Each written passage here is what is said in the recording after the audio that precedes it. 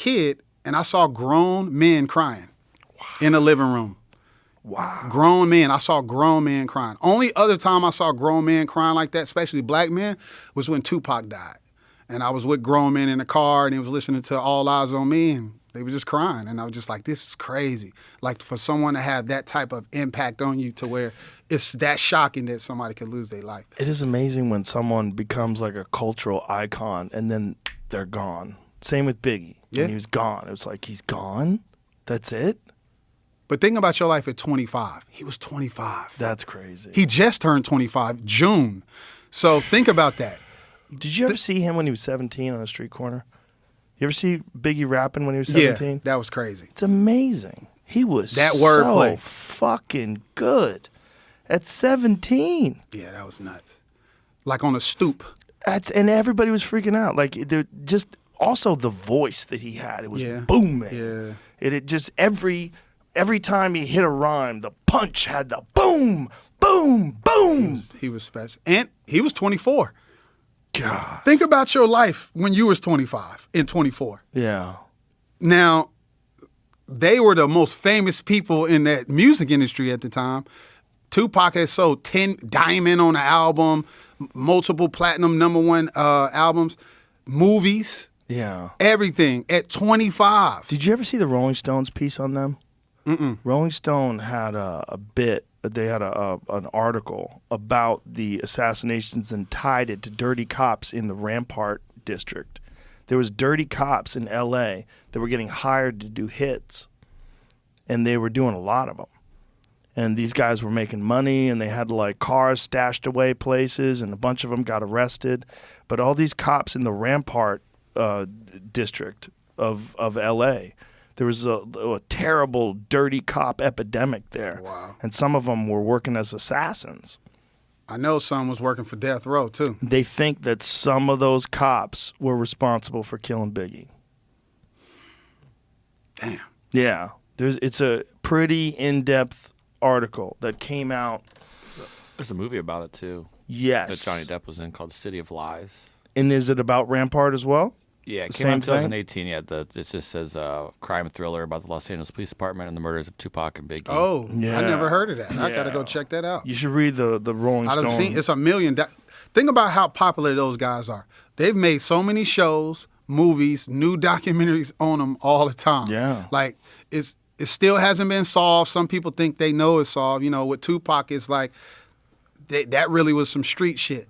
Yeah. Like, his death was wrong place at the wrong time. You put your hands on the wrong person, Orlando Anderson, Baby Lane. And he was a real street guy in L.A. that really killed some people, and you put your hands on the wrong person when he didn't have to. And Is that what happened? Yeah.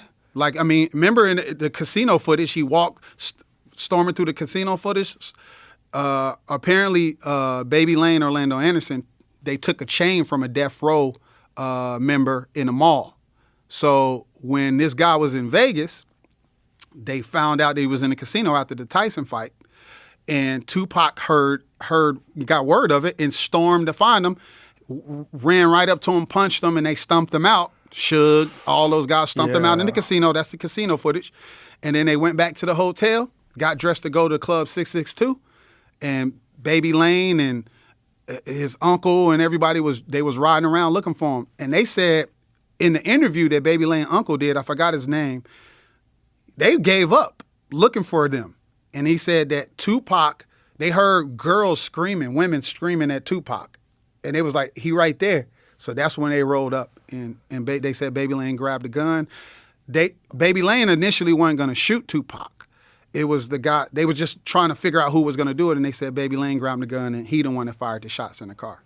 Is he still around? No, he got killed maybe like a few years later in a murder. Like he got murdered he killed somebody and then got murdered himself. Like that's how he went out. Imagine if rock stars were doing that, shooting each other. Well, that brings me to the point that I want to make.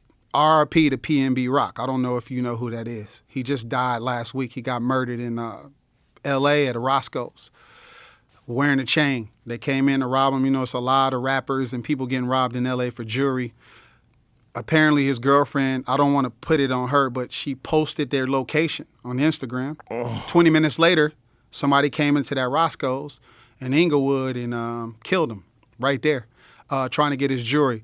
And this is the thing that I was thinking about. Like, as a black man in America, being myself, imagine I worked my ass off to get out of the inner city, the hood, the ghetto, whatever you want to say. Say I amass some wealth, some success. I can buy a nice car. I can get some jewelry, a nice watch.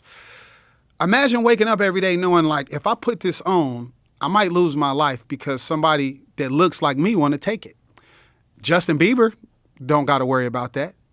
Enrique Iglesias ain't got to worry about that. Jake Paul don't got to worry about that. But like, if they go to the wrong place in L.A., they do have to worry about that. But that's now. the stigma.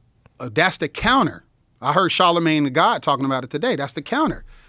Anybody goes into those neighborhoods with that on. A mailman, if he had some jewelry on, you're going to get robbed. It ain't just a rapper thing. Some guy got shot recently in front of a Beverly Hills restaurant for the same reason. Yeah, he got killed. But and